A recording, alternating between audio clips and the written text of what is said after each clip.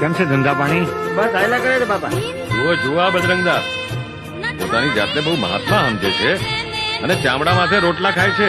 હા વાલા, અરે આ રોટલો ચામડામાં હોય કે હોનાની થાળીમાં હોય, શું ફેર પડે છે?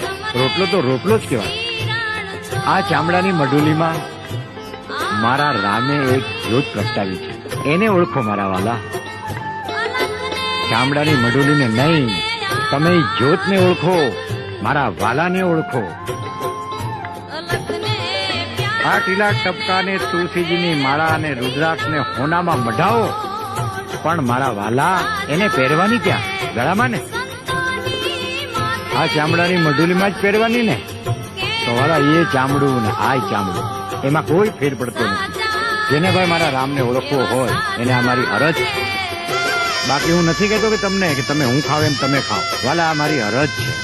હું ખાઉં છું, તમને ન ગમે તો તમને મારા જય સીતારામ વાલા, અને ગમે એને જય સીતારામ.